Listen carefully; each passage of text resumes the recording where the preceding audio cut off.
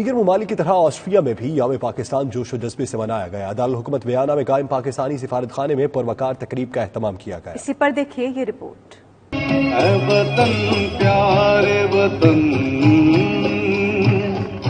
اے وطن پیارے وطن، پاک وطن پاک وطن، اے میرے پیارے وطن۔ یوم پاکستان کے سلسلے میں پاکستانی سفارت خانے ویانا میں شاندار تقریب کا انعقاد کیا گیا، جس میں پاکستانی کمیونٹی نے بھرپور شرکت کی۔ مارچ کے حوالے سے پوری قوم کو مبارکباد، پاکستان زندہ باد۔ 23 مارچ کے موقع پر ہم پاکستان کو مبارکباد دیتے ہیں اور پاکستانی فوج کو مبارکباد دیتے ہیں۔ انجمن فیملی کی طرف سے تمام پاکستانیوں کو اور فوج پاکستان کو 23 مارچ کی مبارکباد دیتا ہوں۔ تمام پاکستانی کمیونٹی کو 23 مارچ کے سلسلہ میں بہت بہت مبارکباد بولتے ہیں۔ آج ہمارے ویانا آسٹریا میں یوم پاکستان کے دفاع پاکستان کے موقع پر قرارداد پاکستان ڈے کے موقع پر سارے پاکستانیوں نے بڑی جدوجہد سے شرکت کی ہے۔ پاکستان زندہ باد۔ بہت بہت مبارک ہو۔ آج یوم پاکستان کے سلسلہ میں سفارت خانہ ویانا میں ایک بہت بڑی تقریب کا انعقاد کیا گیا، جس میں پاکستانی کمیونٹی نے بھرپور شرکت کی۔ تمام پاکستانیوں کو، اوورسیز پاکستانیوں کو 23 مارچ کی بہت بہت خوشیاں مبارک ہو۔ پاکستان زندہ باد۔ ہم یہ اس دن عہد کرتے ہیں کہ ہم پاکستان کی تمہید و ترقی میں ایک غیر معمولی اپنا رول ادا کریں گے۔ 30 مارچ کے موقع پہ میں تمام پاکستانی کمیونٹی کو، تمام پاکستانیوں کو مبارکباد پیش کرتا ہوں۔ آج کے دن جو ہے وہ ہمیں اپنے آباء و اجداد کی جو قربانیاں ہیں جو انہوں نے دی ہیں پاکستان بنانے میں، ان کو جو ہے یاد کرنا ہے، ان سے اسٹرینتھ لینی ہے اور آئندہ آنے والے دنوں کے اندر پاکستان کی ترقی کے اندر بڑھ چڑھ کر اپنا کردار جو ہے ادا کرنا۔ ہم سب کے لیے ایک بڑا اعزازی دن ہے۔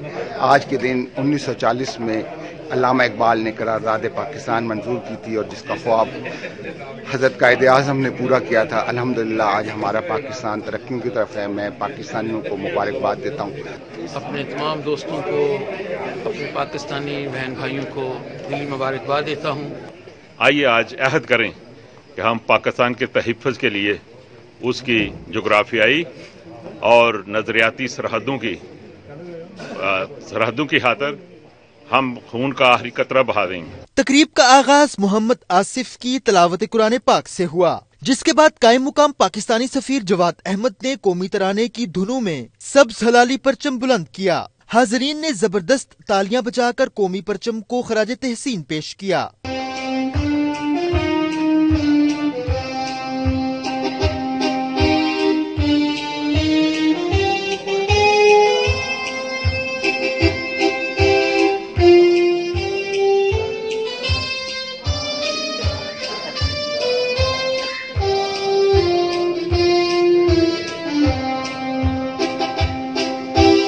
تقریب میں قائم مقام سفیر جواد احمد نے صدر پاکستان اور فرسٹ سیکریٹری عامر سعید نے وزیر اعظم کے پیغامات پڑھ کر سنائے، جس میں وہ اپنی زندگیاں اپنے اقدار اور روایات، خصوصاً انصاف، برابری اور آزادی سے گزار سکیں۔ اس لیے آج اس موقع پر ہم بانیان پاکستان کی قربانیوں اور جدوجہد کو خراج عقیدت پیش کرتے ہیں اور ایک مرتبہ پھر ان نظریات پر کاربند رہنے کا عزم کرتے ہیں جو نظریہ پاکستان کی بنیاد ہے۔